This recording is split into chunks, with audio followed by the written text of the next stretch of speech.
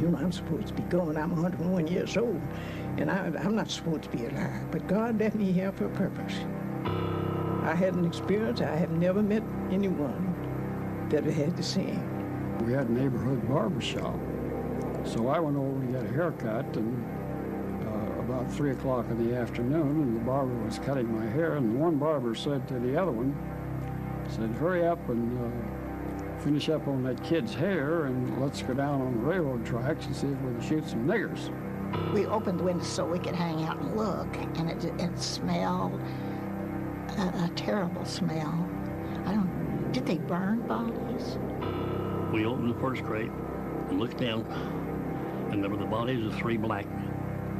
We shut the lid down real quick and proceeded to go over to the next crate, which is much larger, and opened it, and there was at least 4 bodies in that crate. They were all just piled in there. That night, just about dusk, up on Reservoir Hill, which was just south of the house, there's a great big cross burning. And all these people up there they was a Klan, is what they were, because we could see them from our house. And they was burning this cross, and we could hear people crying and screaming.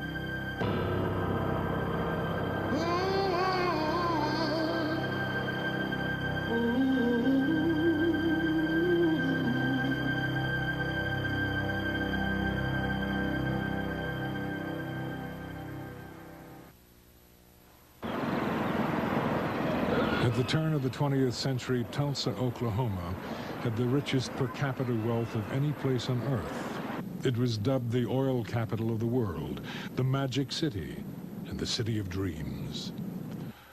Among those who traveled to Tulsa was a young teacher named Mary Parrish.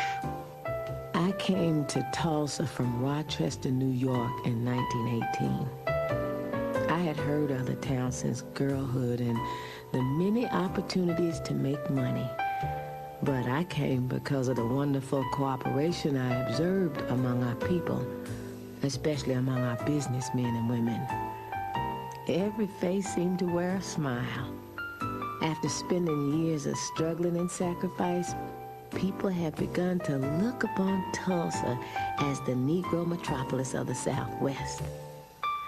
Going north to Archer Street for 2 or more blocks, one could see nothing but Negro businesses. Going east, you would behold Greenwood Avenue, the Negroes' Wall Street. There were homes of beauty and splendor, and the schools and churches were well attended. It was a city within a city, and some malicious newspapers took pride in referring to it as Little Africa. The readings from that time that were racist, inspired by racists, from the National Guard to the Klan controlling the legislature, when they spoke of blacks, blacks were to pull themselves up by the bootstraps. And they did. They did. The money in my community didn't turn over the traditional 3 or 4 times. It turned over 8, 9, 10, 11, 12 times. That was legitimate and illegitimate monies to be made that fueled that economy. So my community was the Vegas of the 20. It was roaring.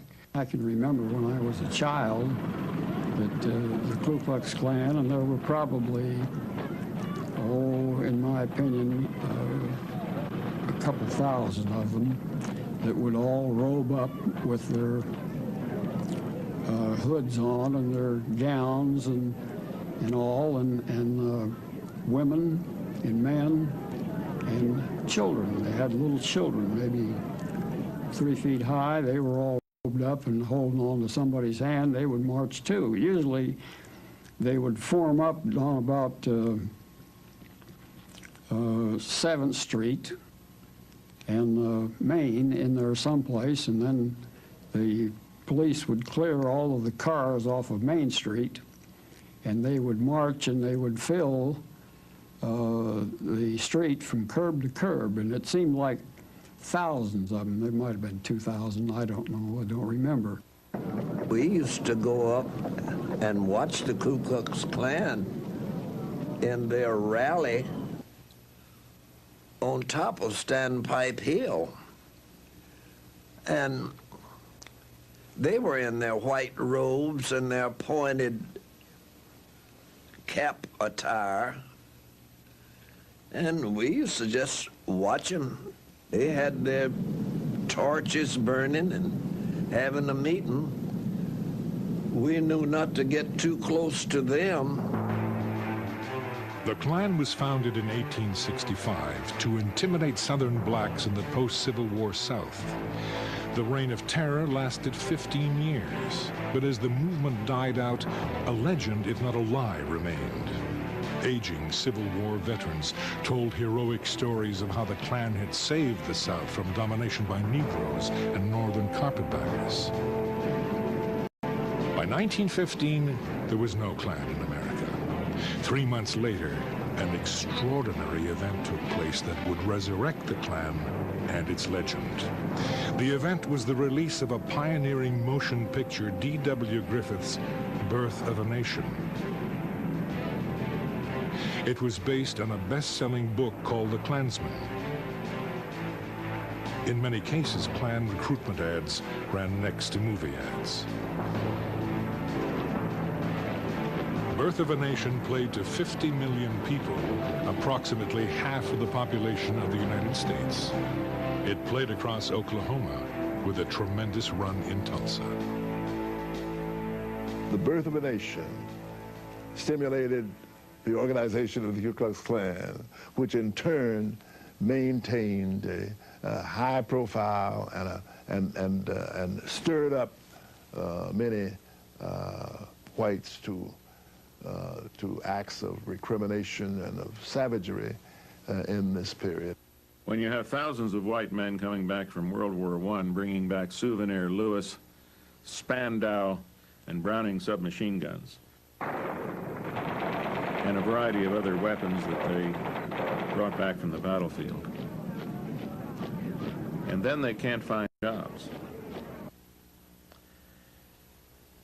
And the power structure within the city at that time, as was occurring in other cities, would enlist them in the Ku Klux Klan and blame their problems on Jews, African Americans, and Catholics.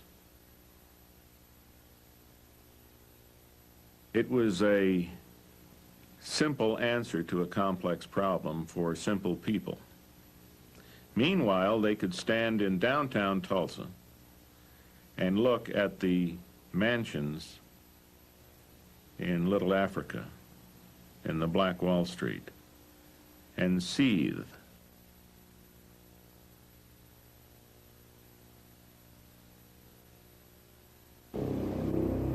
It was a typical Monday morning for a 19-year-old black man named Dick Rowland. He worked as a bootblack in the downtown area.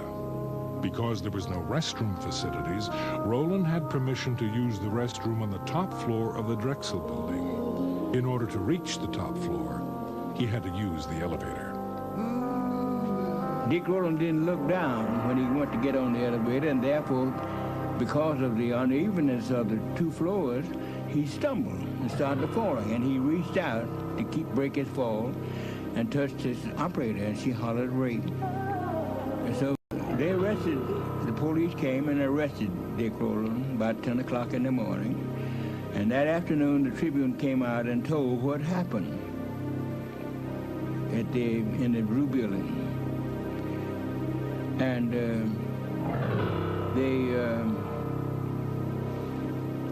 after they told what was going to happen, then they said, it looks like there will be a lynching in Tulsa tonight.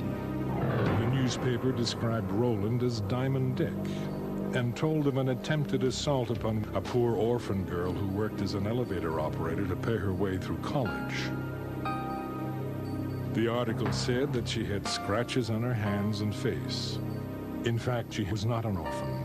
She had deserted her husband in Kansas City and had been served with divorce papers in Tulsa 2 months before.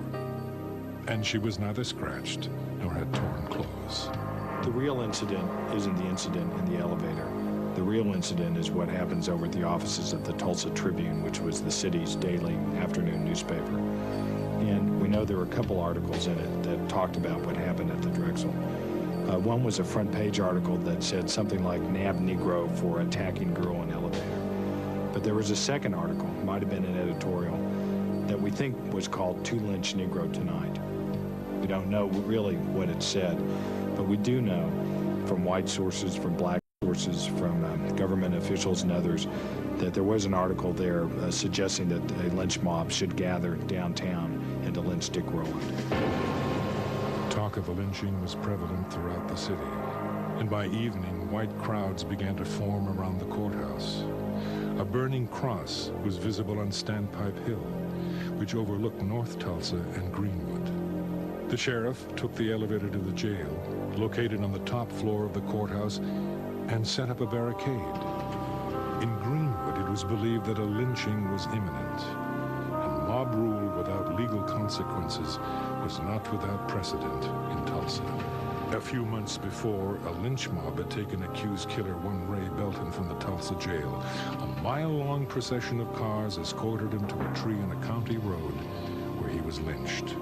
Local police officers directed traffic. 3 months later, in the town of Holdenville, 70 miles away, a white mob took a black man from the county jail, hanged him from a telephone pole, and riddled his body with bullets. He was accused of attacking a white woman. In Wagner, 30 miles from Tulsa, another lynching took place. A white man down in Wagner, Oklahoma, had him ask a colored girl for sex, and she told him her price. He had sex and he didn't want to pay her. He didn't pay her. She took out a knife and cut his throat and killed him. So they arrested her, they lynched her, and then they drug her body up and down Main Street of Wagner, Oklahoma. And the Negroes in the community had decided there will not be a lynching in Tulsa, Oklahoma. In Oklahoma, it is not considered a crime for a man to kill a Negro. In recent years, there have been many lynchings in Oklahoma. There is yet to be chronicled the instance where any individual has paid a legal penalty or where an officer has been removed from office for failure to protect the life of his prisoners from criminal violence. It is perfectly safe at any time and at any place for any considerable number of men together to take a prisoner from the hands of an officer and inflict the penalty of death. Harlow's Weekly, June 1921. Most of the news that people received came from their newspapers. It's incredible to look at the content of those newspapers and realize that it was a constant barrage of articles appearing concerning lynchings of black people. This was over and over and over again. In fact, 2 black people a week were being lynched in America at this time. The evening being a pleasant one, my little girl had not retired but was watching the people from the window. Occasionally she would call to me, "Mother, look at the cars full of people." I would reply, "Baby, do not disturb me when I read." Finally she said, "Mother, I see men with guns." Then I ran to the window and looked out. There I saw many people gathered in little squads talking excitedly. Going downstairs to the street, I was told of the threatened lynching and that some of our group were going to give added protection to the boy. I am told that this little bunch of black men marched up to the jail where there were already over 500 white men gathered, and that this number would soon swell to over 1,000. Someone fired a stray shot, and to use the expression of General Grant, all hell broke loose.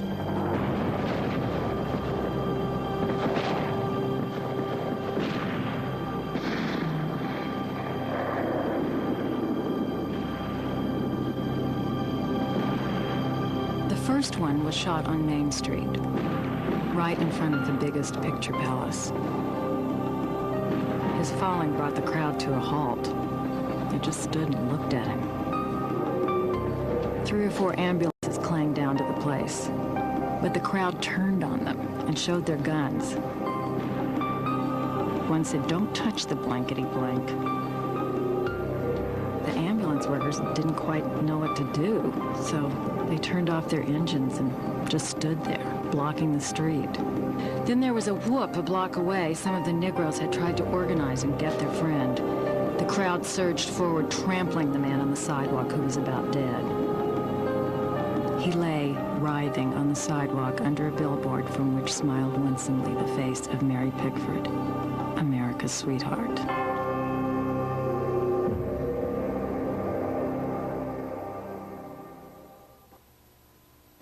The atmosphere was festive as the police department commissioned 500 special deputies.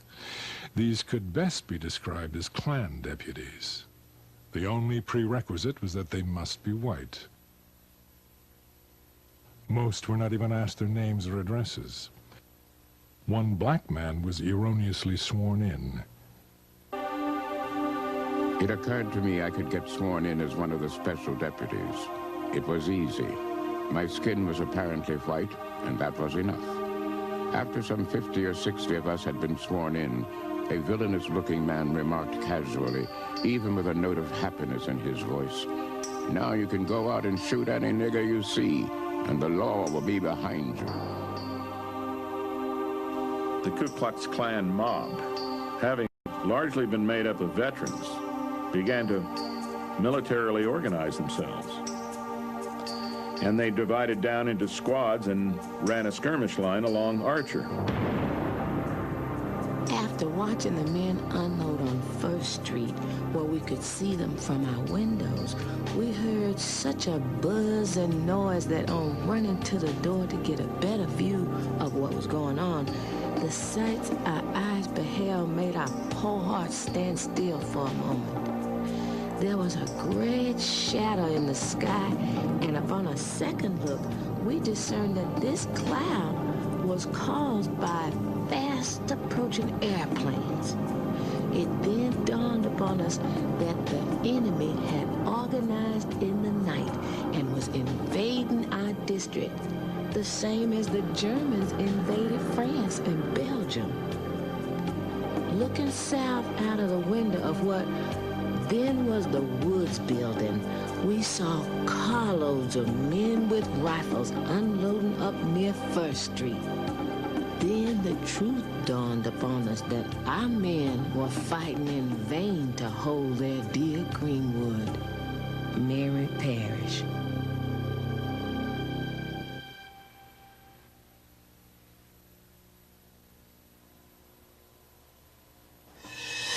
As daylight approached, the whites were given a signal by a whistle, and the outrage took place. All of this happened while innocent Negroes were slumbering and did not have the least idea they would fall victims to such brutality. At the sound of another whistle, more than a dozen aeroplanes went up and began to drop turpentine balls on the Negro residences, while 5,000 whites with machine guns and other deadly weapons fired in all directions. Negro men, women, and children began making haste to flee to safety, but to no avail, as they were met on all sides with volleys of shot. They were killed in great numbers as they ran, trying to flee to safety. Torchlights were used to burn up the Negro settlement. And in the meantime, they used large trucks loading up pianos, victrolas, and other articles that were left in the Negro homes. A.H.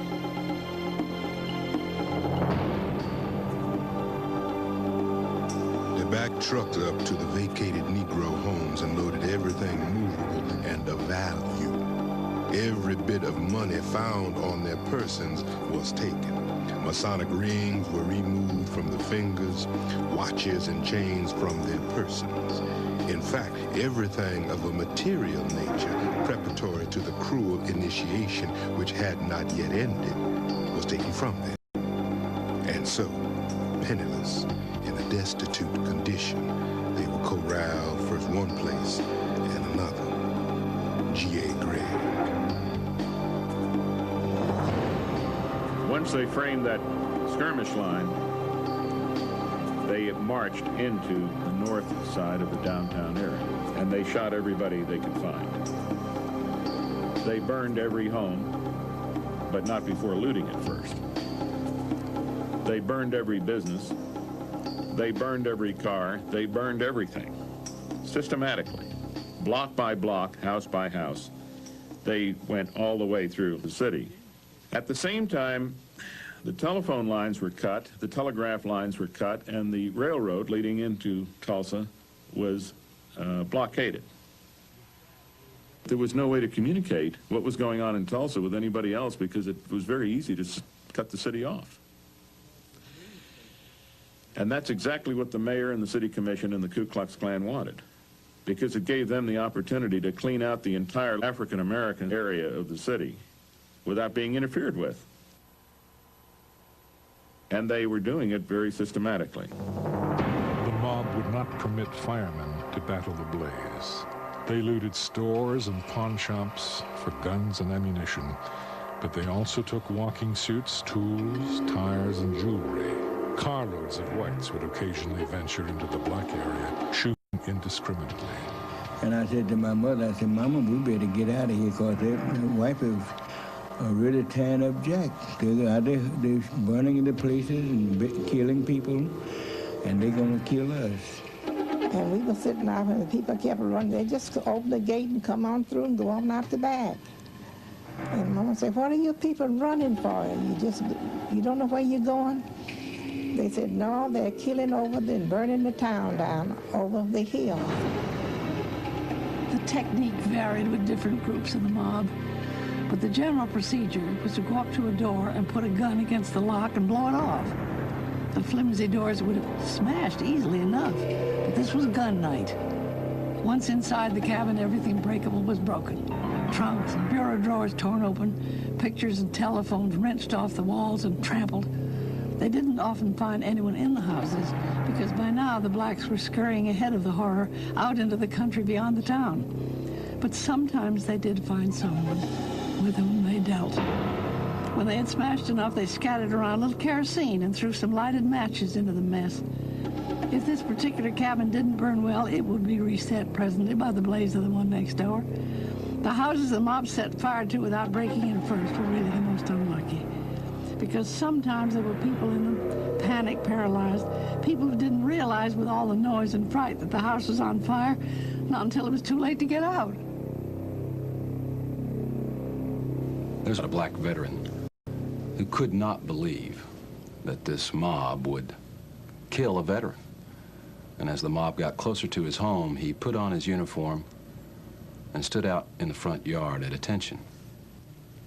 The mob killed him and burned his house. In a frenzy of destruction and violence, black corpses were tied to the bumpers of automobiles and dragged through the Greenwood district while bullets were fired into their bodies. Some bodies were hoisted on telephone poles. An elderly black couple was murdered returning from church. A white man mistaken for a black man was summarily executed. Enterprising entrepreneurs snapped pictures of the grisly scenes to be sold later as postcards entitled, "Running the Negro Out of Tulsa." Death could come easily. Even a defiant glance at a camera could result in instant execution. America's most renowned black surgeon and past president of the State Medical Association, Dr. A.C. Jackson, was shot by a white teenager as he held his hands above his head. He was not killed instantly. His body was thrown into a truck and he was dumped at the convention center, where after hours of suffering without medical attention, he bled to death. Cars began to drive slowly along our street.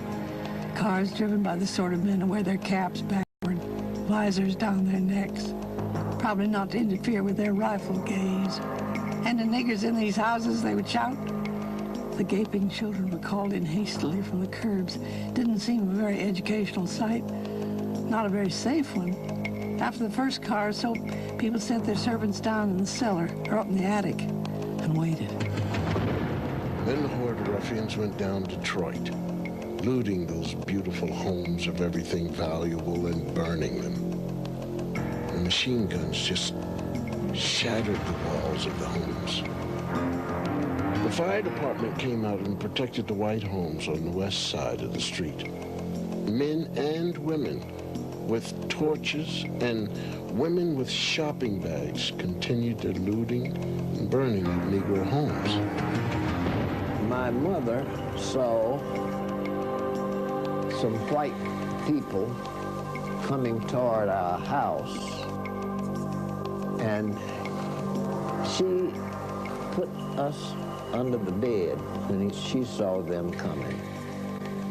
My oldest sister got under first, and then it was my younger sister, and then my brother, and then they pulled me under the bed. Now, by this time, the people were coming in. They had torches in their hands. We could see their feet from under the bed. And one stepped on my finger. And as I went to scream, my sister put her hand over my mouth. I don't know today as to what would have happened had they heard us under the bed. But they came in and they set the curtains on fire, set our house on fire, and then went out the door, and my mother got us from under the bed. I will always remember that on this day I live. There was the son of a cook in our street. Around 9 o'clock, the man he worked for came and asked for Hattie. He was in a car with some other men. It seemed that the boy thought he ought to get to his job. Before he knew it, he'd been caught in the fighting around the railroad tracks and crawled under a freight car to hide. Someone went in after him and shot him with a pistol. Now that things were quieting down a little, he was lying in the town hall where the militia were assembling the blacks. But his employer was afraid he wouldn't live many more hours. If Hattie wanted to see the boy, he said, he would take her down and look out for her. But she was afraid to go. He couldn't blame her, really. Some of the house Negroes who had allowed themselves to be put in those wandering cars and escorted to the safety of the town hall had been shot at as they drove through the streets. It wasn't the ride an old woman wanted to undertake, even to see her boy alive. The boy's boss understood. He went back himself and got a doctor and stayed with the boy till he died. The burning of that flesh, you could smell. It was horrible. And then those crosses burning up on the Reservoir Hill, which at that time there's no homes up there. About 7 o'clock, the whites or home guards came for the men. Then they took the women and children, promising them safety. After they had the homes vacated, one bunch of whites would come in and loot. Even women with shopping bags would come in, open drawers, take every kind of finery from clothing to silverware and jewelry. Men were carrying out the furniture, cursing as they did so, saying, "These damn Negroes have better things than a lot of us white people." I stayed until my home was caught on fire. Then I ran to the hillside where there were throngs of white people, women, men and children, even babies, watching and taking snapshots of the proceedings of the mob. Some remarked that the city ought to be sued for selling them damn niggers' property so close to the city. One woman noticed the First Baptist Church, which is a beautiful structure located near a white residential district. And she said, "Yonder is a nigger church. Why ain't they burning it?" The reply was, "It's in a white district." I saw the bombs dropping and the church explode. The 6 airplanes that I saw flying over Standpipe Hill and dropping the bombs on Mount Zion Baptist Church. And burned that church, and it just completed 40 days, and it was burned. The white church on 4th Street was a frame church. Our church was better than the white people's church. This church was only 40 days old. It was truly a symbol of black prosperity, and it was burnt to the ground, allegedly because ammunition was being stored in the basement or some such nonsense. People were seen to flee from their burning homes, some with babes in their arms and leading crying, excited children by the hand, others old and feeble, all fleeing to safety. Yet seemingly, I could not leave. I walked as one in a horrible dream. By this time, my little girl was up and dressed, but I made her lie down on the dew-fold in order that the bullets must penetrate it before reaching her. By this time, a machine gun had been installed in the granary and was raining down bullets on our section. Mary perished. The most horrible scenes of this occurrence was to see women dragging their children while running to safety, and the dirty white rascals firing at them as they ran. Some of them were pursued for more than 12 or 15 miles, and some never returned. Negro hospitals with numbers of sick were burned, and many people perished in the flames, not being able to get to a place of safety.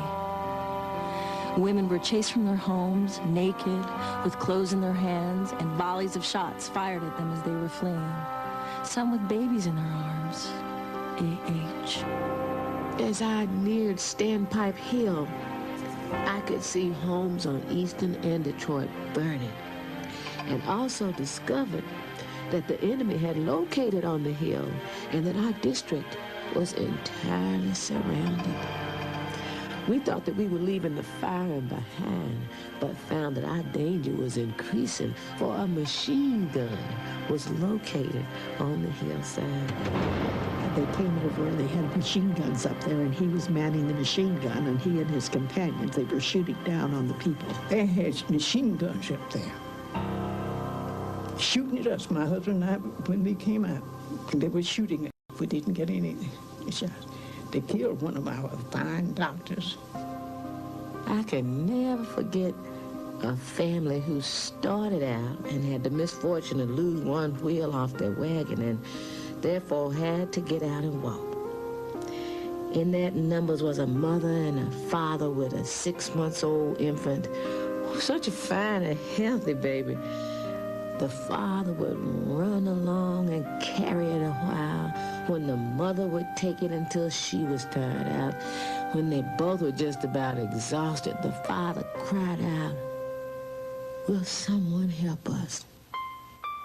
Mrs. Rosa Davis Skinner, who told about the night of the riot, when it broke out on Greenwood, she was asleep. Her husband awakened her and said, "Wife, come on, there's a riot on." And they left fleeing, she in her gown and house shoes, and joined with a neighbor next door who had had a stillborn baby early in the day. They were going to bury the baby the next day, put it in a little shoebox. And Mrs. Skinner said that while they were running, mobsters shooting at them, bullets zinging at them, people shoving and bumping into each other, this lady dropped that little shoebox. And she got down on her hands and knees to try to find it. And she couldn't, and her husband just dragged her away, said, "You're going to get killed, we've got to go." And he dragged her away, and they never found that little baby. This lady wept when she told me that. She was 98 years old, and that had been 75 years earlier, and she wept and said, "I often wonder what happened to that poor little baby." We both wept. We came out after several shots were fired into the house by the mob. 2 or 3 whites thrust guns in each man's face and side and took him downstairs. As I neared the bottom of the steps, I was met by a man who very unkindly treated me. Seeing a man with hands raised, he came up to the blind side and struck me in the jaw, after which I was questioned and my money taken. The worst thing of all was being humiliated before little boys between the ages of 12 and 16 years, knowing these youngsters would grow up to try the same thing when they matured that others tried, but with less success, I am hoping. J.C. Latimer. One of the classic photos that comes from the riot is that of a perhaps 15, 16-year-old, probably would be referred to in those days as a hooligan, strutting proudly in front of the camera with the burning and terrible circumstances in the background, puffing a cigar, carrying not one but two firearms.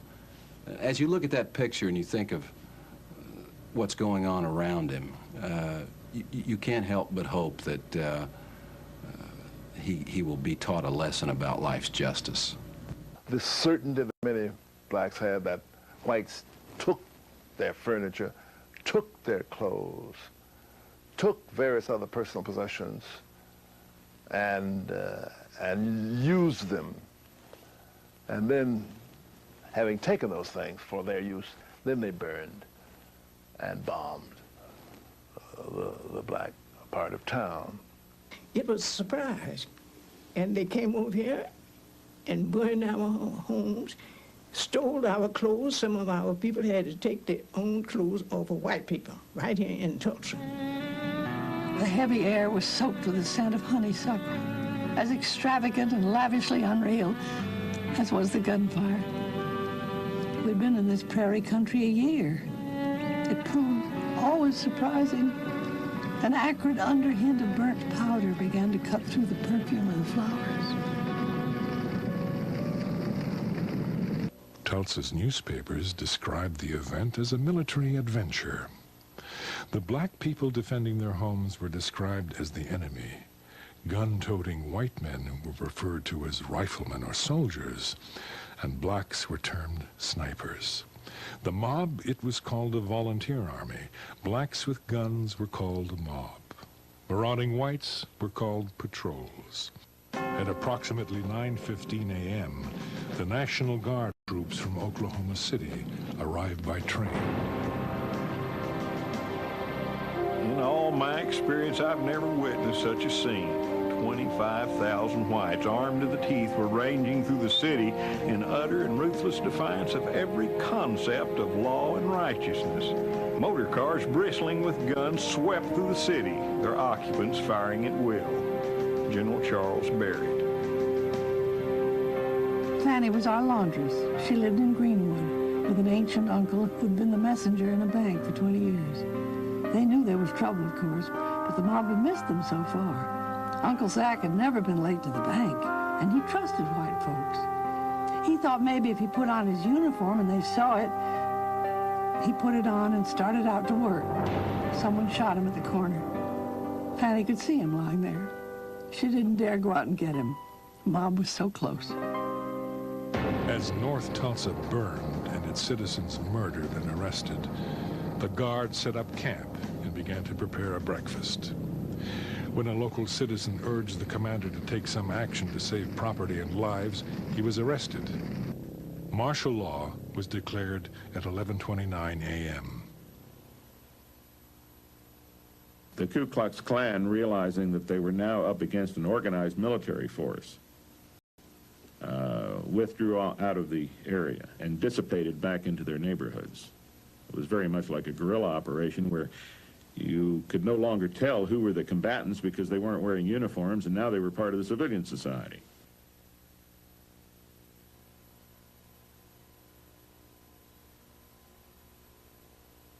Detention areas were set up at a local park, the convention center, and the baseball park.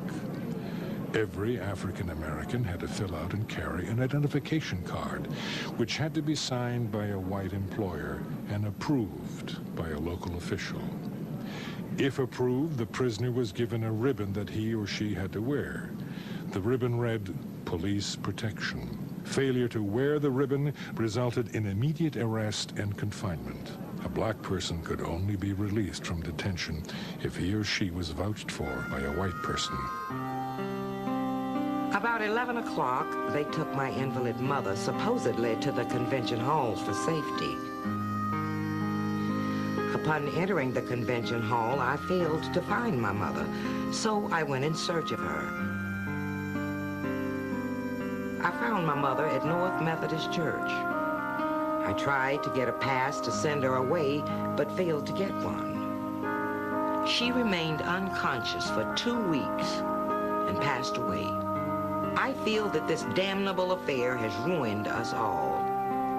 Carrie Kinlaw.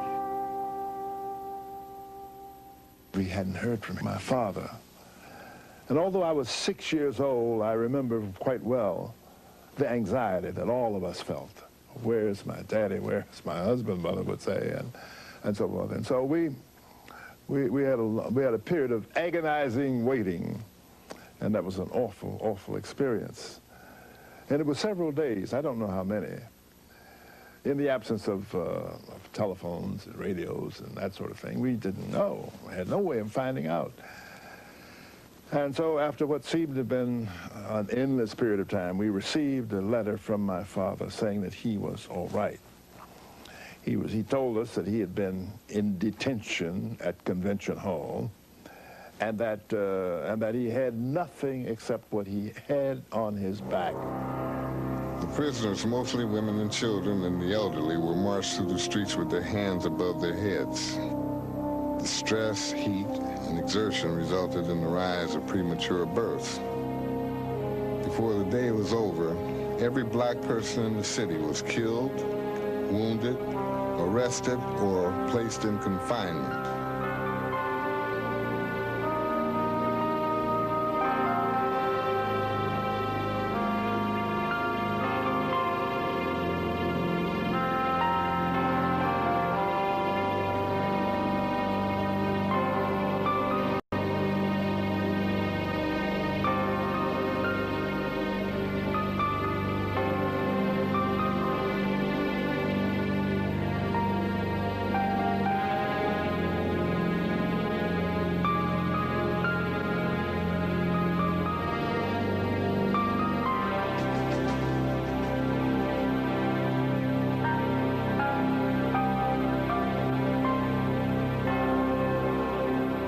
Many of the middle-class whites actually hid many of the African-American domestics who worked for them at great jeopardy to them.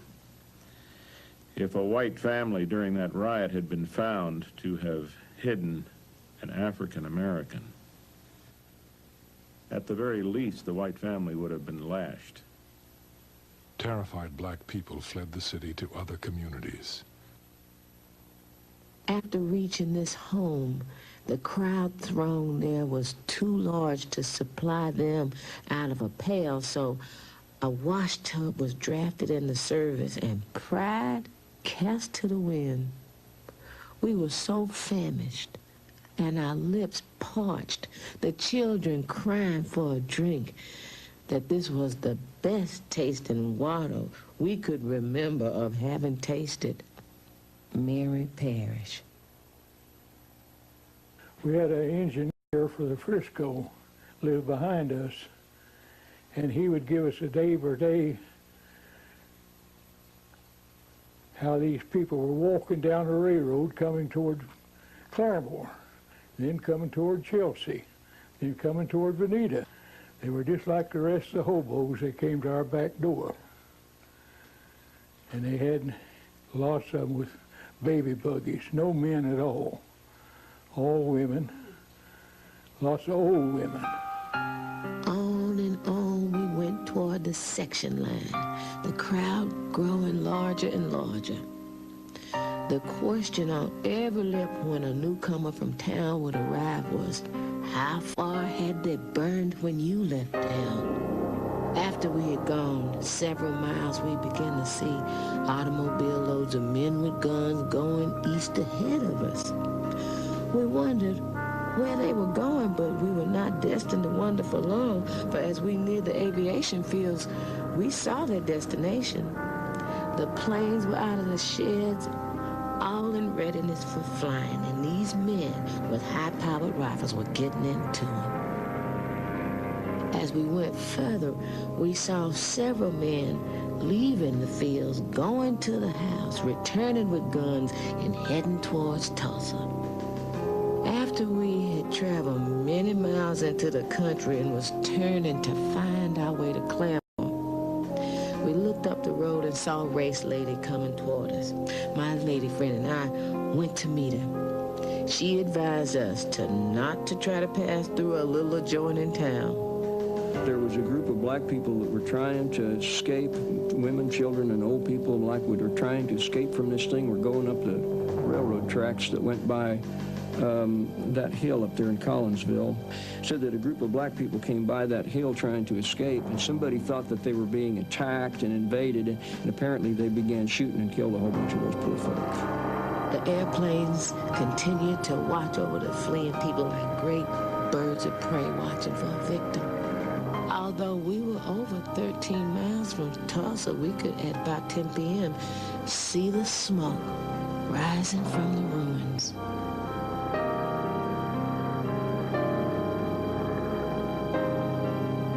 The next morning, we were informed that Greenwood had been burned. It was then that I shed my first tears. A truck arrived for us about 9 o'clock, and we started for Tulsa. We did not enter through our section, but we were brought through the white section. Can you imagine the humiliation of coming in like that, with many doors thrown open, watching you pass? Some with pity, and others with smiles. And when a bunch of the colored folks that they were marching down Elgin, I would see them coming, and I'd kept my BB gun under the front porch at that time, and I would run down and grab the BB gun and stick the barrel out through the lattice work and pop the National Guardsmen. And of course, they'd bounce like this and look around, and of course, I was careful enough that I wasn't going to hit anybody in the head or anything like that. These two brothers, the youngest two, they were kind of smart alecky, and they thought, you know, they'd stir up a riot or stink or something. And I can remember standing behind them and crying when my dad just hauled off and backhanded one of them in the back of the head because he was going to take a gun. And he wasn't going to shoot at the people, he was going to shoot up in the air. And I remember my crying and saying, begging him not to do it. And my dad, you know, telling him he wasn't going to do that to those people. They was only trying to get away themselves. Soon we reached the Black District, which was so beautiful and prosperous looking when we left. There we found to be piles of bricks, ashes, and twisted iron representing years of toil and savings. We were horror-stricken, but could not shed a tear. At that hour, we mistrusted every person having a white face or blue eyes.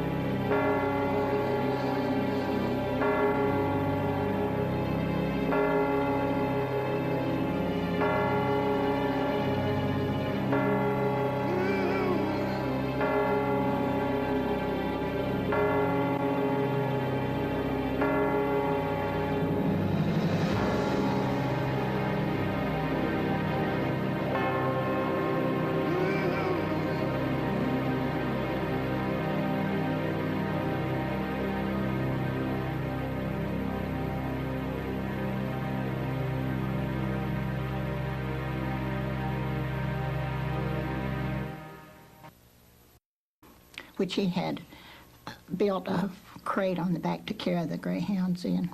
And he took that crate off when he left the greyhounds, wherever it was. He left them at some kennel or other and just had a plain pickup truck.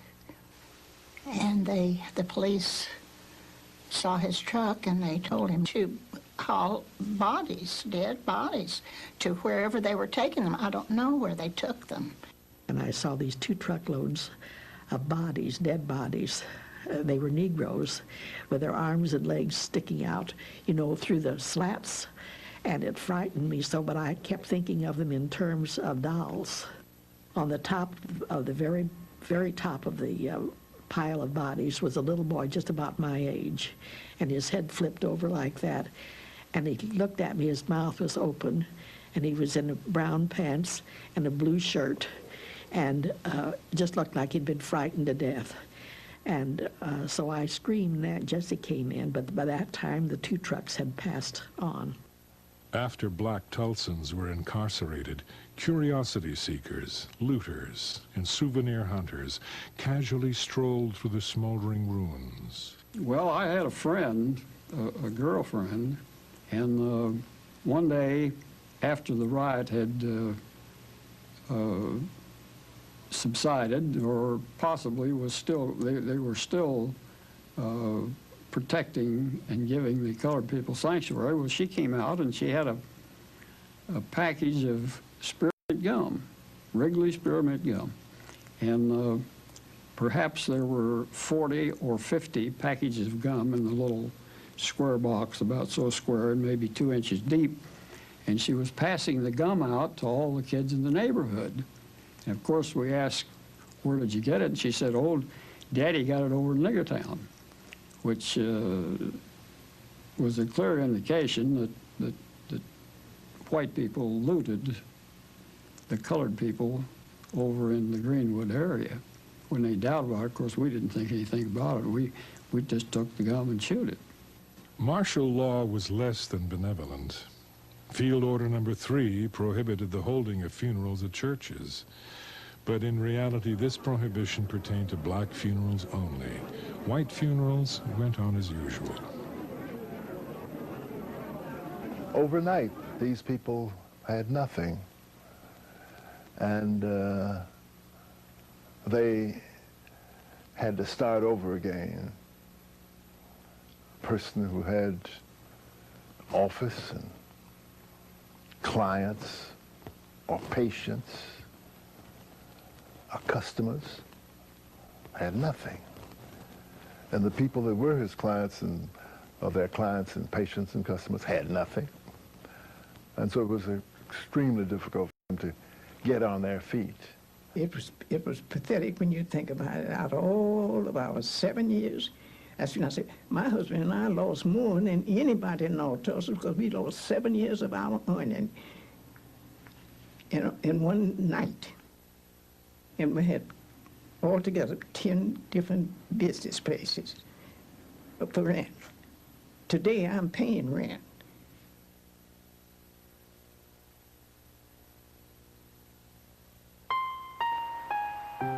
Few black Tulsans had insurance. And those who did had clauses which voided the policies in case of a riot.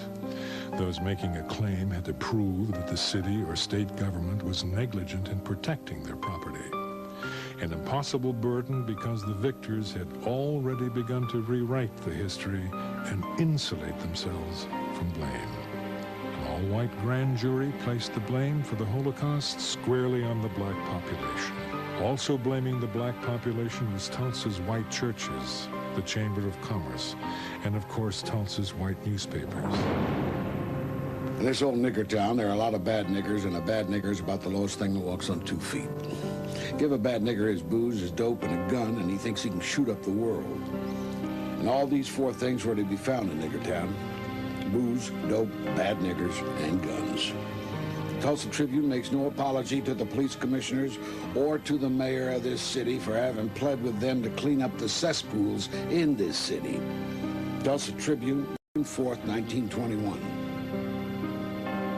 Incredibly, after all the yellow journalism that had been published at the time about the incident and prior to the incident by white-owned newspapers, the one indictment returned by the grand jury of a newspaper was against Mr. A.J. Smitherman, one of the most influential black citizens in Tulsa, owner of the black newspaper.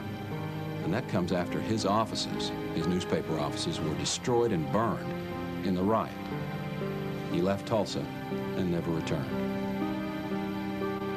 Cities across America offered assistance, but Tulsa officials turned down all the offers under the guise of handling the problems themselves. From a 10-room and basement modern brick home, I'm now living in my coal barn. From a 5-chair enamel barber shop with 4 workmen and a porter to a razor strap and a folding chair on the sidewalk. Didn't have one thing left and never received a dime. Up until this day, they never. And it ought to be added in order there to be made pay. Even the children have suffered. Our children have suffered because their parents lost everything they had, and the children weren't able to get along, and they were doing fine. The Red Cross took donations and performed an admirable job with little help from government officials. Returning to the Red Cross headquarters, I found rows of women, men, and children waiting their turn to receive clothing, such as was obtainable. And the thing that I could not understand was why these innocent people who were helpless as babes were placed under guard. Nevertheless, heavily armed guards were all around the building. Some were kind and manly. Others were beasts dressed in uniforms. I went upstairs into the clothing room in a quest of a change of clothing for my little girl. Having worked hard always for an independent living, thereby being able to have what I wanted within reason, this was wormwood and gall to me. Just to be standing around waiting to get a change of secondhand clothing. But what could I do? What we had on was soiled. They being all we had, and I was not yet permitted to go to town and purchase more. The primary rooms of the Booker Washington School were converted into an emergency hospital. I can never erase the sights of my first visit to the hospital. There were men wounded in every conceivable way, like soldiers after a big battle. Some with amputated limbs, burned faces, others minus an eye or with heads bandaged. There were women who were nervous wrecks in some confinement cases. One mother was thoughtless as to burden her infant for life with the name of June Riot. Mary Jones Parrish.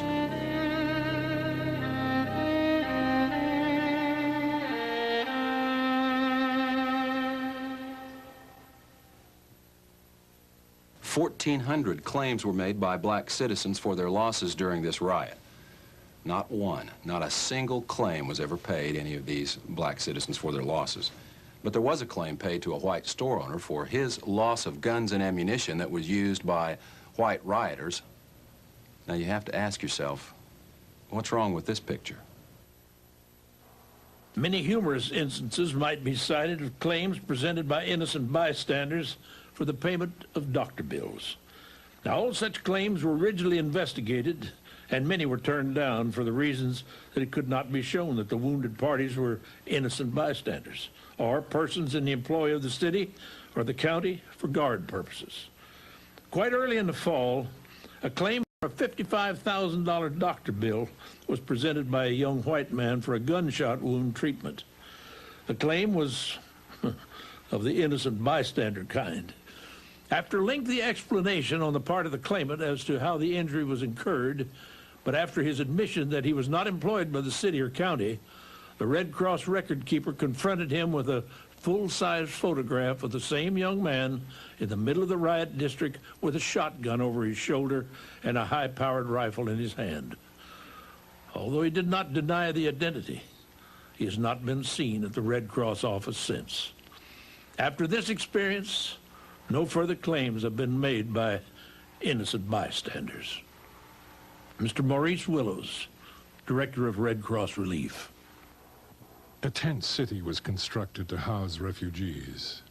Embarrassed city officials, white newspapers, the clergy, and the Chamber of Commerce perpetuated the myth that white Tulsa had an outpouring of aid into the devastated black community.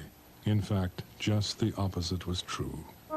With homes looted, homes and stores burned to ashes, with sick, aged, and enfeebled carried out or left to perish in the flames, mothers giving birth to children in the open, herded, guarded, and corralled like prisoners of war. And before the smoke of 1,000 homes had blown away, the trembling and homeless learned that the city fathers had passed an ordinance making it forever impossible for them, in their destitute condition, to go back and rebuild on their home place. G.A. Gregg. The city council or commissioners passed an ordinance that there could be no construction in the city of Tulsa that was not fireproof. Now, with people absolutely without any resources,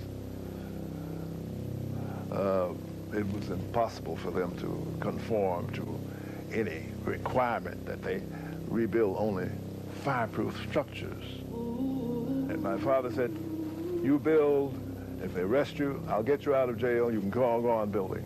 And my dad had challenged the constitutionality of that city ordinance. And the Supreme Court of the state of Oklahoma declared that ordinance unconstitutional as being a frivolous piece of legislation designed to keep blacks down.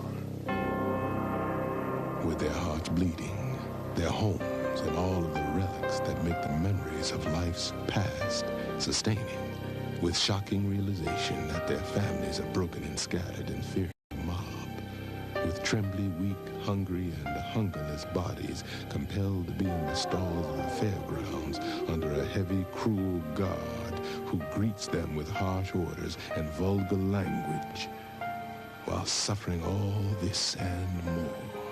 The mayor, commissioners, the real estate exchange, the welfare board are like those who crucified Christ, casted lots for the Negro's hard-earned land. G.A. Gregg. Not only was the area declared a fire zone, which effectively was designed to prevent it from being rebuilt, but then amazingly, just incredibly, the city fathers put the land up for sale. For the Reconstruction Committee appointed by the mayor and city commissioners June 14th, Tulsa extends a welcoming hand to wholesale houses and industrial plants, which are to be located on the trackage property in Little Africa, swept by fire, and which is now within the city fire limits, restricted to the erection of fire-resisting buildings. The committee also expressed a sentiment in favor of using a part of the burned area for a Union Station whenever such a project is ready for consideration by the railroads entering Tulsa. Tulsa World, June 15th, 1921. In order to help people get in touch with their loved ones who were anxious to hear from them, Mr. Theo Bowman, the Oklahoma Sun, succeeded in getting out a little daily paper. Each day, he would publish these lists. Each day, people sat under the tent and watched for these lists as well as the lists of dead in the big dailies. The dead were so quickly disposed of on that night and day until it was impossible to ever get an exact record of the dead and wounded. A cousin and I decided to go visit somebody, and we passed down by the cemetery there at 11th and Lewis, the old Oak Lawn Cemetery. And as we went down 11th Street, why, we saw a bunch of men working, digging a pit, evidently, and we noticed a bunch of wooden crates lying around. So we were very curious about it, so we went in to have a look.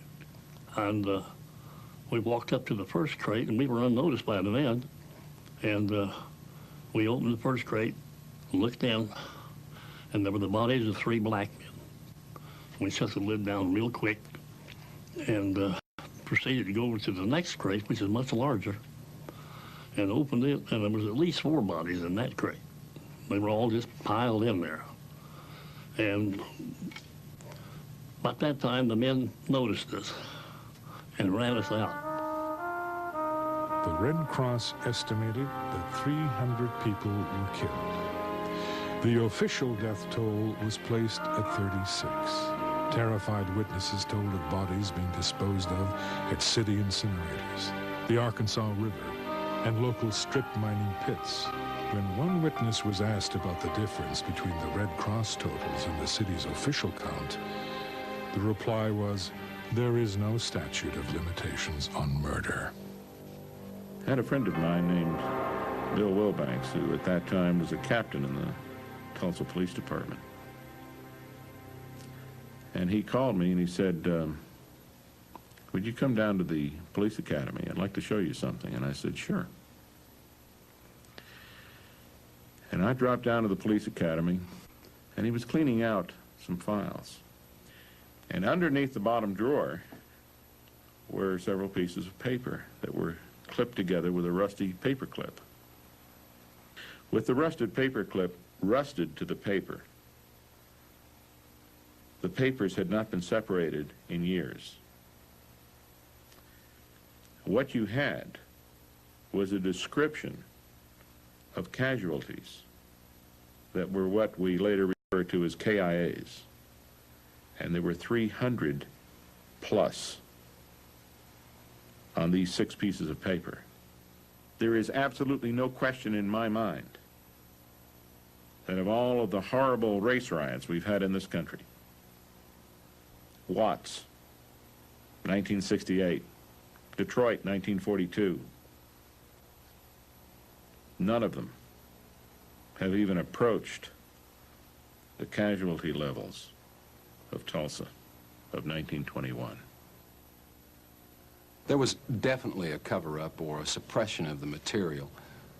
For example, the article, the inflammatory article, "To Lynch Negro Tonight," has vanished, disappeared. It's not in the Oklahoma Historical Society, it's not in the newspaper archives. In the microfilming of the Tulsa Tribune records, it's been excised and can't be found. Now, some people would, and have, said down through the years, why research this, why bring it up? It can do no good. And in fact, there has been some threats of real danger and possible harm to those who would explore the situation and would look at it again. I'm not so sure that in many minds, black and white, that the cover-up was helpful in gaining some equilibrium. Whites need to be comforted that they had done no wrong. Blacks need to be comforted that no new wrong could happen to them. So, but those two things companioned themselves created this conspiracy of silence. 1,200 homes were destroyed. Another 320 were looted.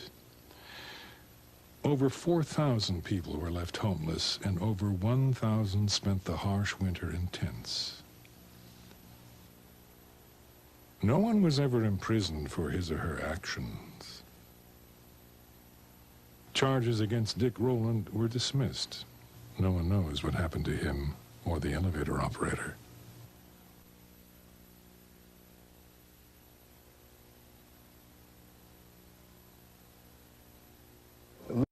Would travel to Europe and see the ruins of Athens and the ruins of Rome. My mind went back to the ruins of Tulsa, which were somewhat reminiscent to me then when I was traveling, of the ruins of Rome and Athens and other places in Europe. A big, beautiful Christmas tree was placed in front of the Red Cross Relief Headquarters. Now imagine, if you can, this huge tree brightly standing in the middle of a district which had once been comfortable homes, but now filled with little ones and little two-room wooden shacks. Everywhere, large piles of brick and stone, twisted metal and debris, reminding one of the horrible fact of last June. For the first time in their lives, the Negro children of the devastated district, these hundreds of little folks, were without their former comfortable homes. The resources of their parents had been reduced to a point where Christmas couldn't mean much to them. After dusk on Christmas Eve, a chorus of 2,200 voices sang their Christmas carols and the typical Negro melodies. Coming from the throats of these people reverberated through the night air and attracted most of the crowd gathered in the business section over on Greenwood Street. Whole families were there, men, women, children.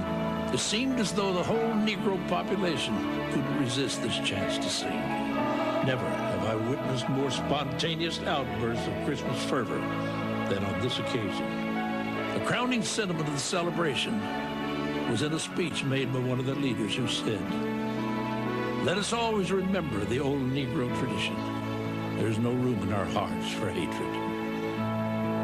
This occasion furnished what was termed as the greatest night in the history of the Tulsa Negroes. Mr. Maurice Willows, Director of Red Cross Relief, Christmas, 1921.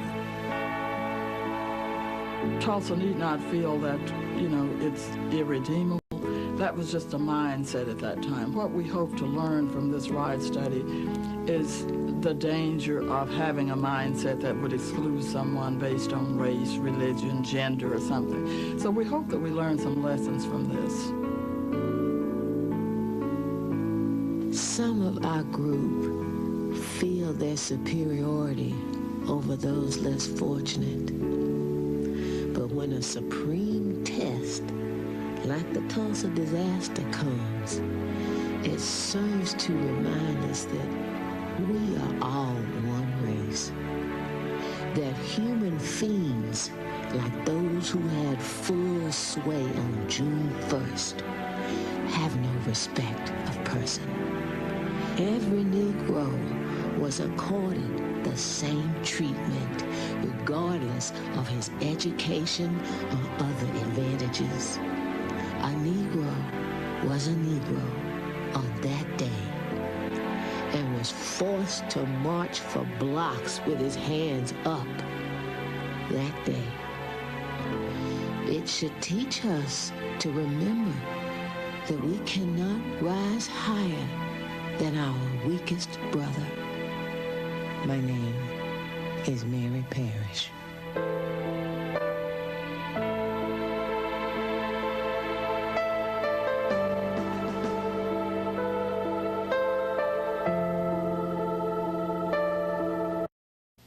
In 1921, one of the most devastating massacres in U.S. history took place in Tulsa, Oklahoma, the 1921 Tulsa race riots. The black community of North Tulsa, called Black Wall Street, or as whites called it, Little Africa, was completely burned to the ground in a mere 12-hour period. Over 1,300 businesses and homes were destroyed and completely ruined. 10,000 people were left homeless in the night, and to this day, no one knows how many people actually died. Accounts range from 500 to 1,500 men, women, and children, both black and white.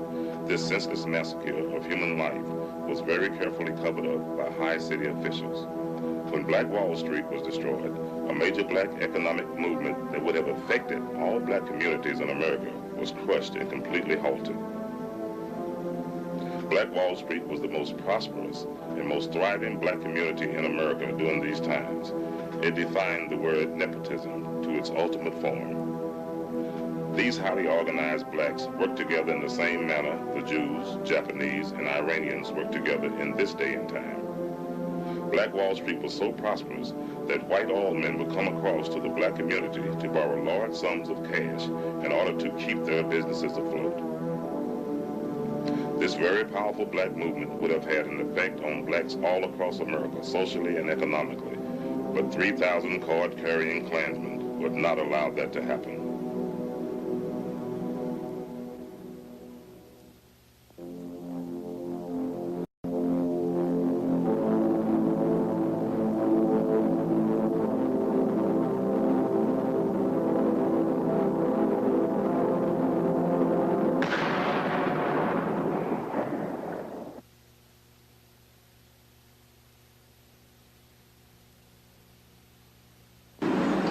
What you're about to witness will astound you.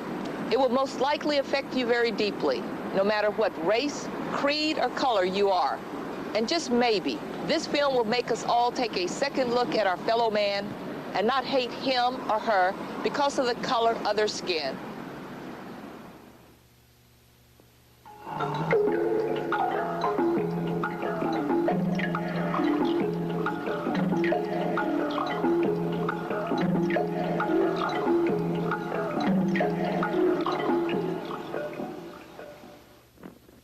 This is an actual account of the worst race riot in United States history. It's not a pretty story, and it's not being told for its shock value or to reopen old wounds. This material is presented because it happened 70 years ago to another generation whose story is pertinent to this contemporary generation. The true facts were completely covered up and kept from the American public. The date was June the 2nd, 1921. The place, Tulsa, Oklahoma. After the bombing, the Tulsa World headline read, "Dead, estimated at 100, city quiet."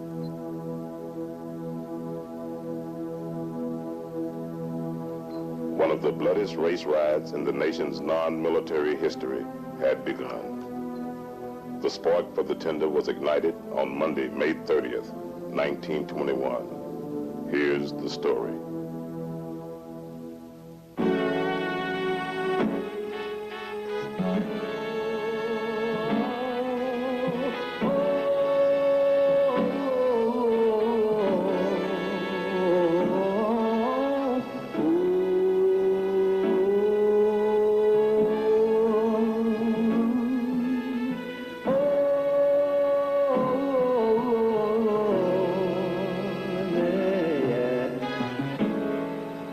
I know a place that was sure to go.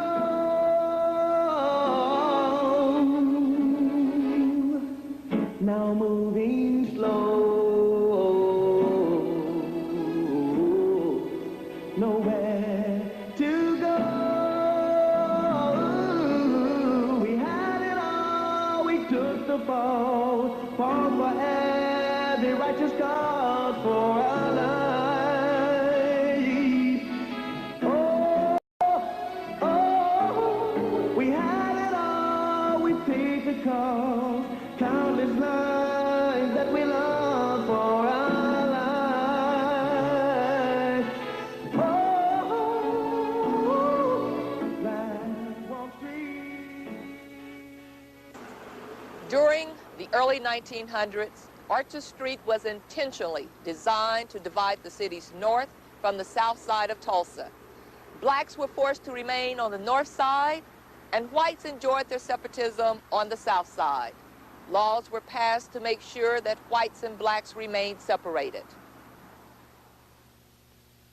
Anybody who wishes for the good old days probably doesn't remember what the good old days were really like. Because in 1921, the nation suffered from coast to coast from hate, discrimination, and arrogance. And those were probably the underlying reasons. They manifested themselves in organizations like the Ku Klux Klan. But you can't blame the riot on one or two or three specific incidents. The environment is what caused it. You have to keep in mind that in 1921, the majority of the Oklahoma legislature were Klansmen. Almost every city and county official in Tulsa County, Oklahoma, was elected with either support of the Klan or they were Klansmen themselves. In those days, the Klan would have parades in downtown Tulsa, wearing their white sheets and their pointy little hats to fit their pointy little heads, that would last 4 to 5 hours in length. Now visualize the number of people that were involved in a parade that would last 4 to 5 hours. And all these people came from Tulsa. When you had a parade in Tulsa, a lot of people come in from other counties. But you also have to remember that 1925, there were 5 million card-carrying Ku Klux Klansmen in this country. So what was going on in Tulsa was probably the same thing that was going on in an awful lot of other cities. And if the riot hadn't happened in Tulsa, it probably would have happened someplace else. The difference between Tulsa and some other city is that we know how bad it got and where we've gone since then has been a mark of our progress.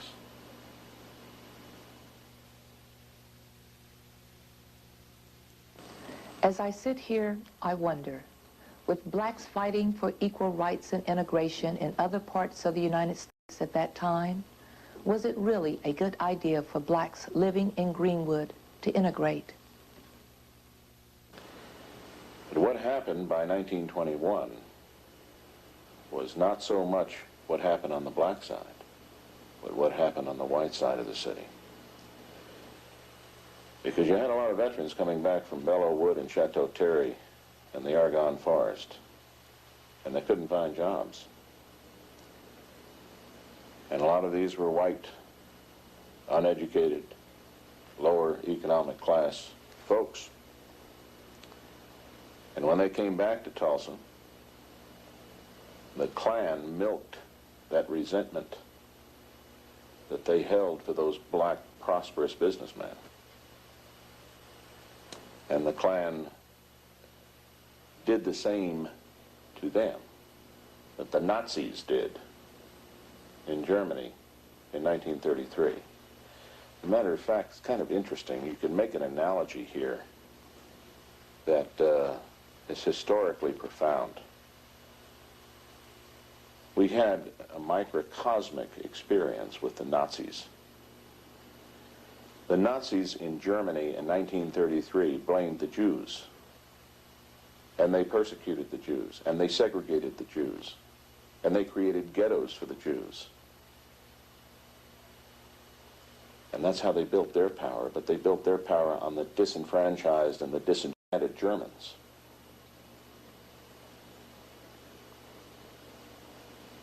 Well, the Nazis took over an entire country. The Ku Klux Klan, in this case, largely took over an entire city. And for that matter, to some degree, the entire state and maybe the region of the country in which they were strong. But they played on the hate and the fear and the envy and the jealousy of many of these whites who had felt that the country owed them something because they had fought in World War I. And here you have blacks who possibly didn't fight in World War I and were very prosperous. And you had the seeds for that kind of conflict economically. Now, socially, you had a different situation. Oklahoma is a very unique state in the sense that it's the only state in the Union that was settled the way it was. This was Indian territory. It wasn't even a southern state in the Civil War. For that matter, it wasn't even a northern state. It was a state that was fought over by both sides. In fact, there were 69 battles fought in Oklahoma, largely between northern and southern Indians. But when the state was settled, it was settled by land runs. Benjamin Harrison opened up chunks of the state, and people just ran over this land and plotted out their portions. Now, why is that significant in terms of the riot? It's significant because an awful lot of those folks that made those land runs were Southerners whose farms and lands and plantations had been burned by Sherman and the Union Army when they went through the South. They had no homes left, so they came west. And when they made those land runs, they brought in Southern culture with them. As a result, what you have here in Oklahoma is a microcosm of the United States. The northern half of the state is more metropolitan, in fact, politically, more Republican The northern half of the state was settled by farmers from Kansas, which was largely Union territory. The southern half of the state was largely settled by folks from the south, Louisiana, Arkansas, Texas. And the state pretty much splits that way in terms of politics and economics and social development. But when you add that extra economic jealousy and envy to it, the Ku Klux Klan had a breeding ground. And that's the reason they were able to hold parades that lasted 4 to 5 hours at a shot. There were an awful lot of people that were more than willing to hate blacks because they represented something they wished they had. Little Africa was possibly the most prosperous area that blacks had ever collectively developed any place in the world. Oklahoma was regarded as one of the cleanest states in the nation and cherished its reputation as being called God's country, or the Bible Belt of America. Nothing could be further from the truth. Well, as I first stated, my husband predicted this that Sunday night at church. Them days we had BTUs. They about cut them out now, and we don't have no BTU. But he made a public statement and told them that this was going to happen. But we didn't know. We hadn't seen no sign. But after church and after we went home, several men, young men and stuff, you know, they get all shook up and everything. We had a good, dear policeman at that time, we called him Barney Cleaver, Uncle Barney.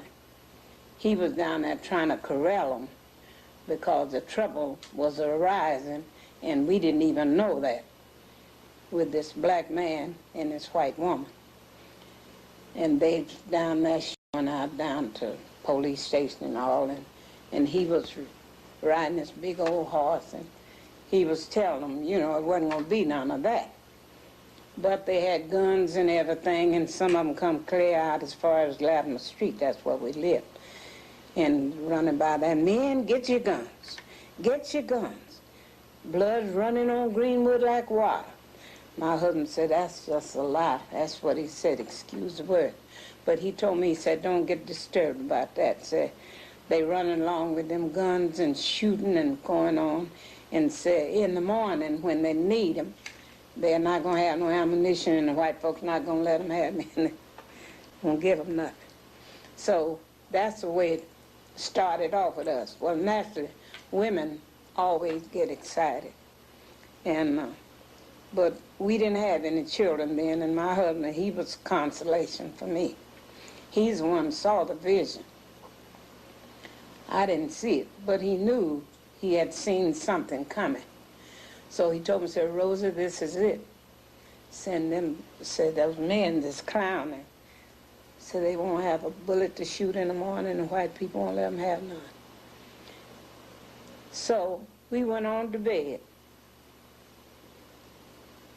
And he said, you go to bed, I'm going down here and see what they're doing. He ran down on Greenwood. Come back, said, they ain't doing nothing, just clowning. He talked about them down there with their guns in their hand. And policemen was trying to corral them. So he said, well, we'll go to bed. He said, but no telling what's going to happen. So we did. And he woke me up about daylight that morning. He said, we got to get up and go. The white people had put a machine gun on that big hill right up there and pointed down on all of us down in here. And they was shooting like this, the barrel of gun that way. One man that walked and sold vegetables every day, I can't think of his name now, he was shot up there just a block from our house. What you see here is the very famous Mount Zion Baptist Church, a congregation that survived the 1921 riots and managed to rebuild on the exact same location where it was bombed and completely destroyed exactly 70 years ago. In 1921, a man's word was his bond. You measured the masculinity of a man by how much he kept his word.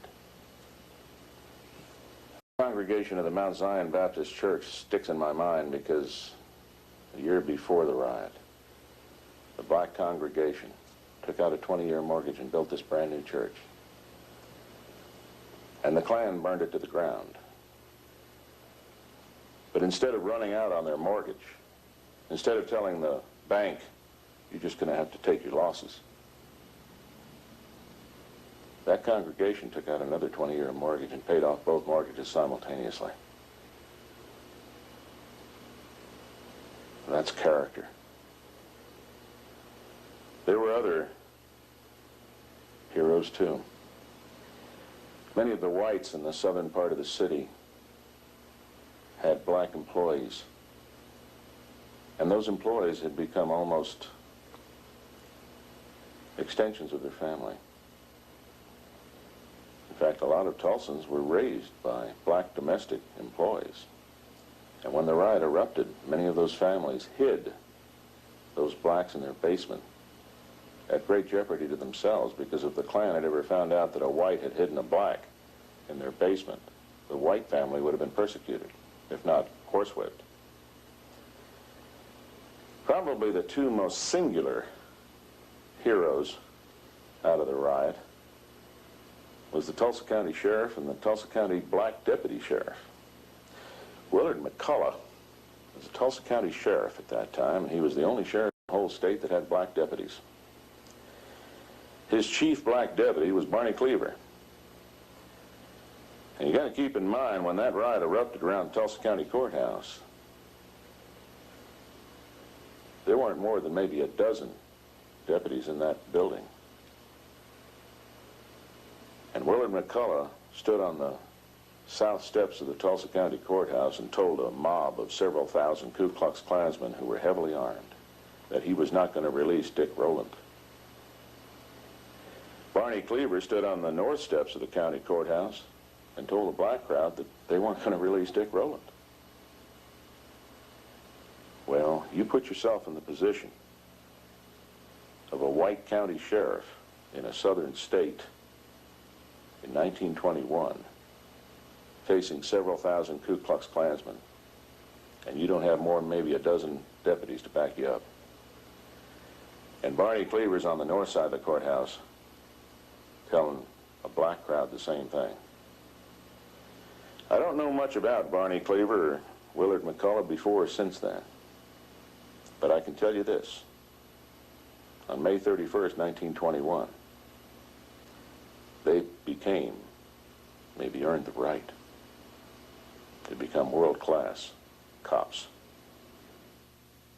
My husband told me, said, we got to go.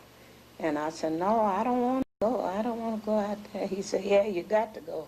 See, remember, he had told the people he couldn't hardly get me out of the house. So I gave him a little argument about it, but I had to go. And I just had on my barefoot sandals and had a head rag on my head. And he said, let's go. We can't stay here. Said, we got to keep moving. So he got out there and he went to preaching to the people. See, we was very thickly settled in on both sides of the streets. And all the houses was burnt down on my side, on this side and that side, but two houses, my house and another. All the rest of them was burnt down. See, all those little people, every chance they got, they would stick fire to the house. And all that fire was burning and folks was hollering, some of them and running. And my husband told them, he said, don't run, said walk and stay out in the opening where they'll see you. And so won't nobody get shot. So the bunch we was with, they tried that and we made it to the park, where about noontime the bells come ringing and the horns and things. and somebody told us, said the militias are coming. And so T.R. told him, said, walk out on the railroad. We took that Middleton Valley Railroad going north and we'll walk to Mohawk Park. And that's where those people caught us. They was in trucks. It must have been some mighty big trucks. And it was full of soldiers, and the soldiers all come to Tulsa like this, come on us like this. The Klan was extraordinarily powerful in Tulsa in 1921, but then again it was extraordinarily powerful throughout Oklahoma.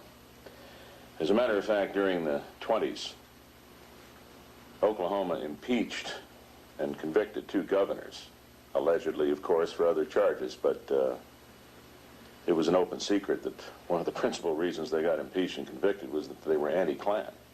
The majority of the Oklahoma legislature were either Klansmen or supported by the Klan. But then Oklahoma was not unusual. States all across the country had that kind of influence in them. But in Tulsa County itself, there was a rather unique situation that developed. In the late teens, the Glenpool oil field was roaring. And that's just west of Tulsa County. An awful lot of money poured into this city. And the whites, who were the big oil men, lived on the east side of the Arkansas River. The roughnecks who worked the rigs lived on the west side. Well, there wasn't enough housing on the west side, so a lot of the roughnecks would come over to the east side and live in rooming houses on 12-hour shifts. A lot of people said that was due to the housing shortage. A great degree it had to do with the working cycle of a roughneck on a rig. Because roughnecks worked 12-hour shifts on rigs.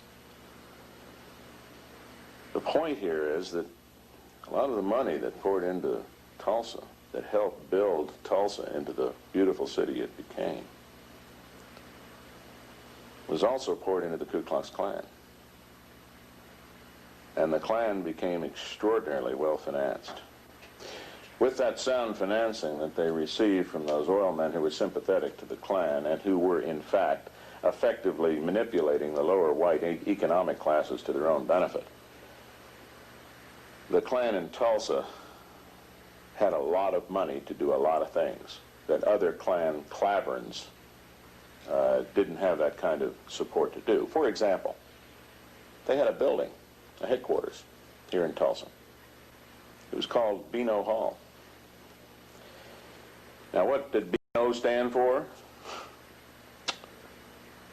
It stood for Beano Jew, Beano nigger, Beano Catholic. I think it's ironic that Beano Hall eventually evolved into a pig barn before it was finally torn down.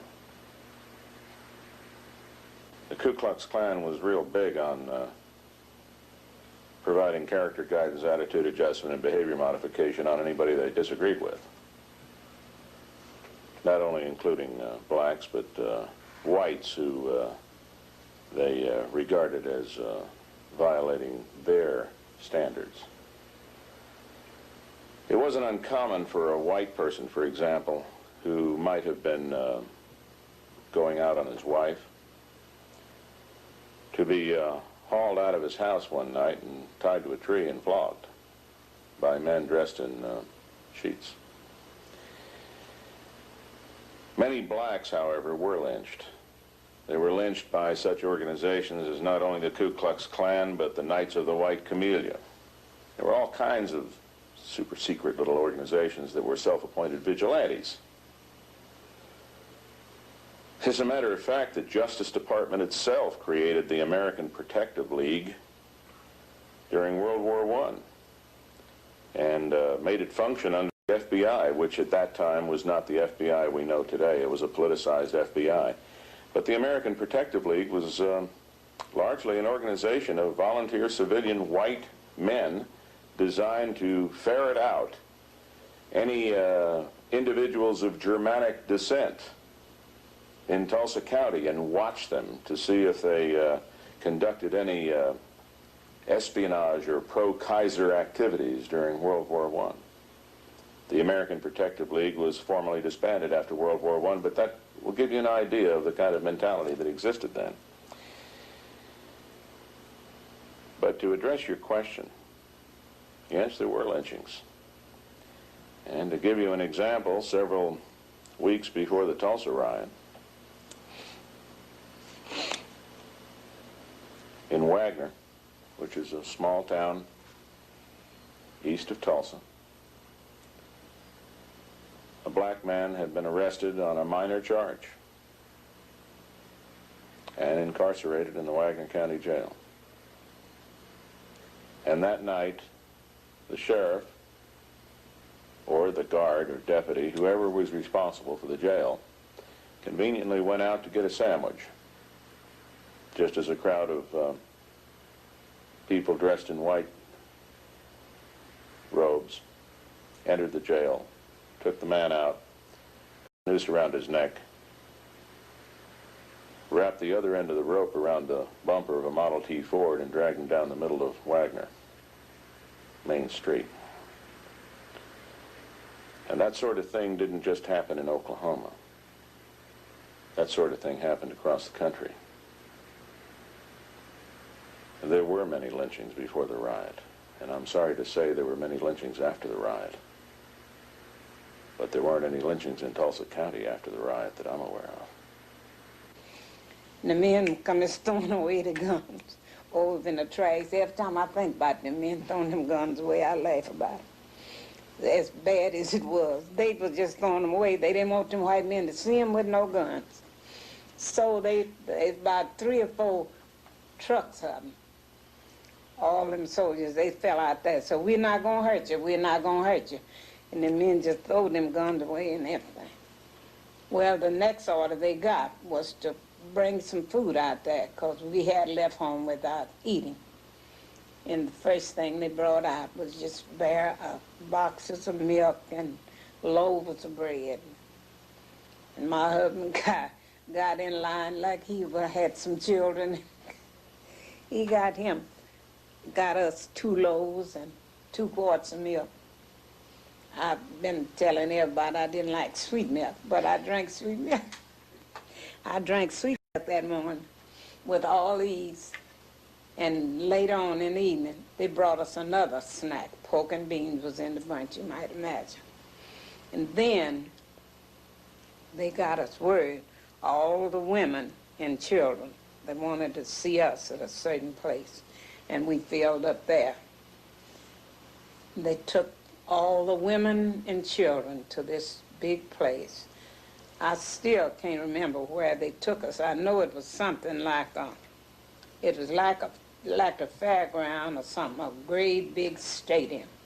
And I got scared there. I thought maybe they was going to put the men over there by themselves, which they did. But I thought they was going to kill them all. The interesting thing that happened during the riot was that the riot lasted almost all night of May 31st, 1921, and into the early morning hours of June 1st, 1921, before law enforcement authorities were able to get anything under control. The city police didn't want anything to do with trying to control the Ku Klux Klan. As a matter of fact, the chief of police, a man by the name of Gustafson, confiscated black vehicles, gave them to 2 of his crony police officers on the Tulsa police force, which I might point out with some justification was a politicized police force at that time, not the police force that Tulsa has today, which is a first-class department. But the point was, in those days, he gave those confiscated vehicles to those 2 police officers who went out and sold them to whites, and then they shared the profit. Chief Gustafson was later indicted for this and removed from public office in June of 1921. But there were many other indictments, too. And many of these indictments were the byproduct of National Guard boards of inquiry. Now, what happened in the riot, and this is fascinating, was that here you have a major war going on in the downtown portion of Tulsa. that erupted and moved north into the north part of the city, eventually wiping out the north part of the city, devastating it totally. And yet the mayor, none of the city commissioners, called the governor. Now at that time, we only had one 40-man ambulance company in the Oklahoma National Guard stationed in Tulsa. The governor at that time didn't know there was a riot in Tulsa until the next morning, because no city or county official notified him, with the exception of the county sheriff. The county sheriff sent one of his black deputies through the north part of the city toward Sand Springs. He got to Sand Springs to a telegraph.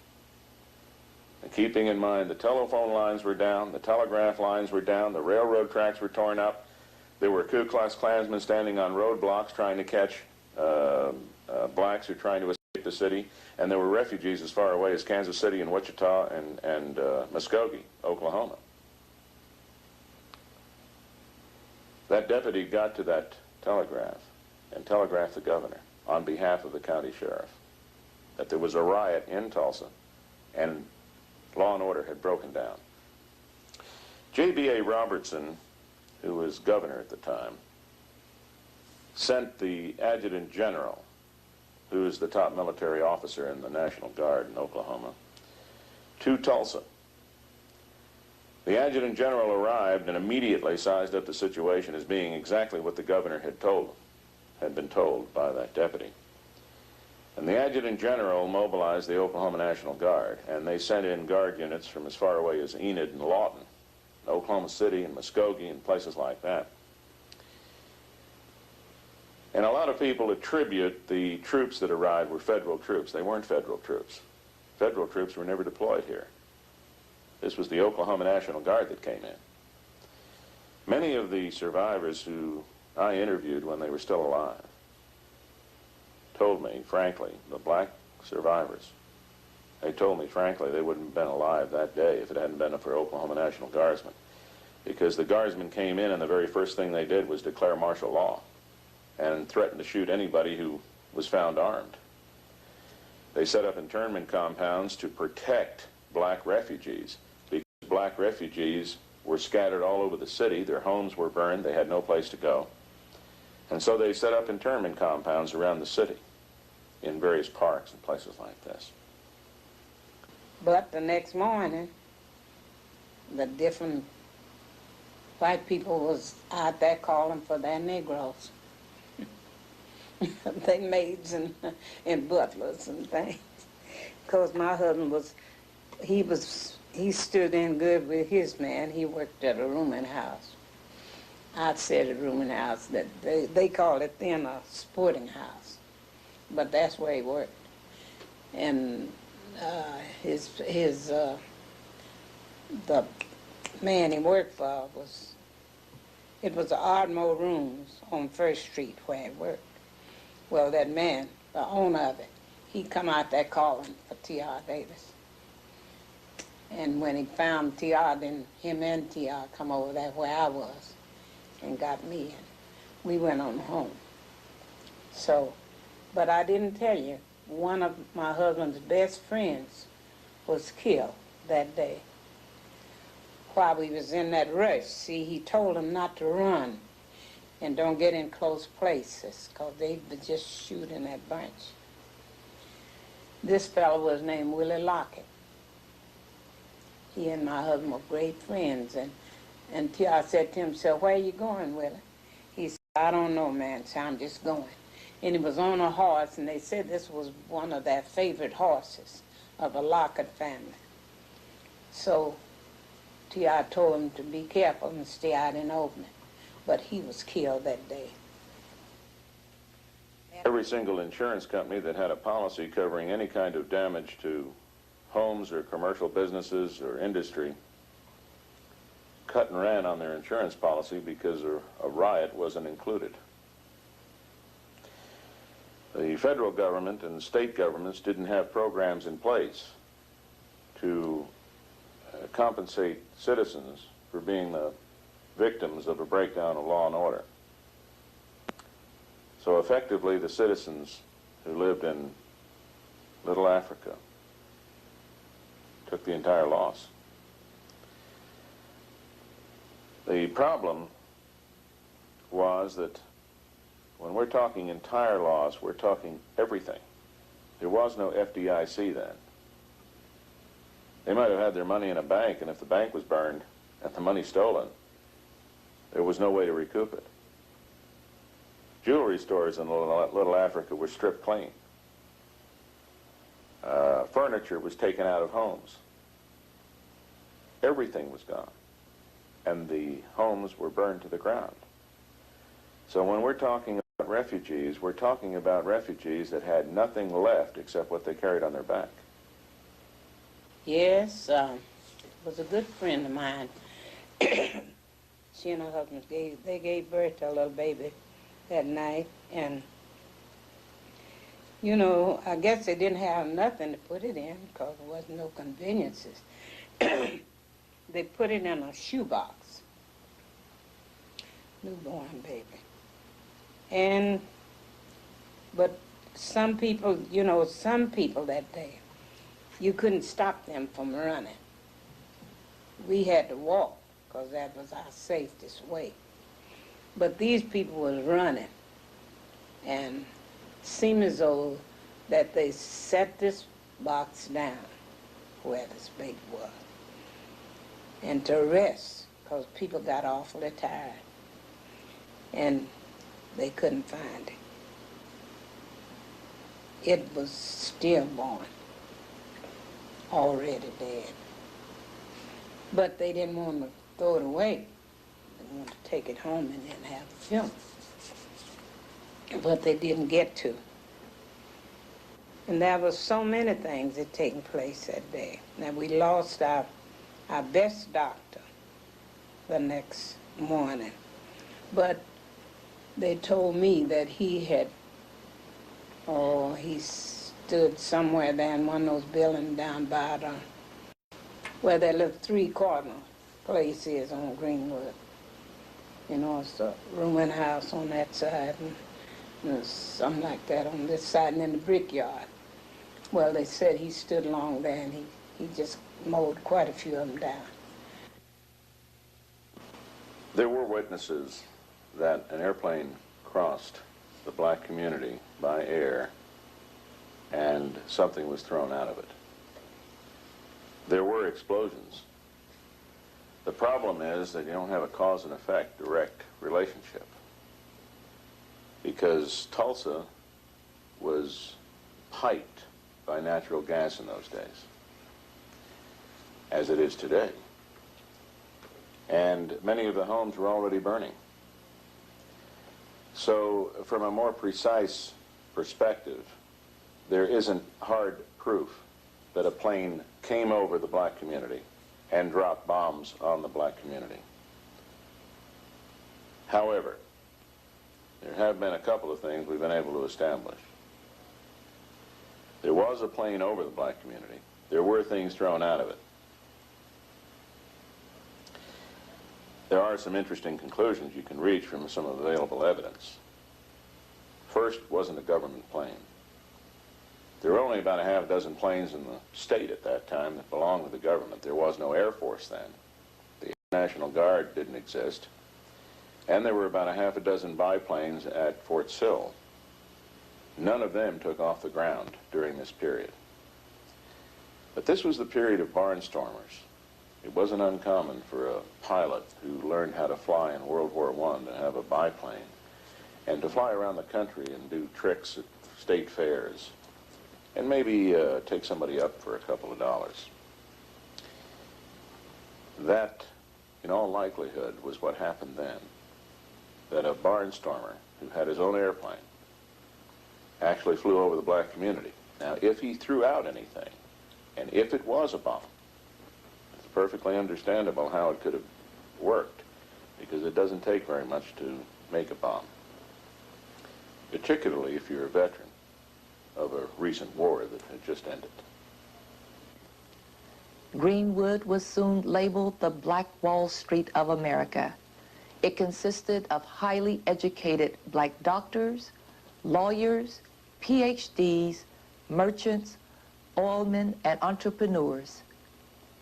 The interesting thing about this particular situation is that in North Tulsa in 1921, prior to the riot, there existed an area called Little Africa. And that was a mark of respect. The black business community was extraordinarily prosperous. As a matter of fact, possibly the best minds in black America had migrated to North Tulsa in the late teens and early 20s. They built a commercial and business establishment so prosperous that it rivaled any place in the world. In fact, the main street of Little Africa, Greenwood, was euphemistically referred to as the Black Wall Street. They were millionaires that lived there, and some of the architecture of some of the old homes in North Tulsa today represent that particular period.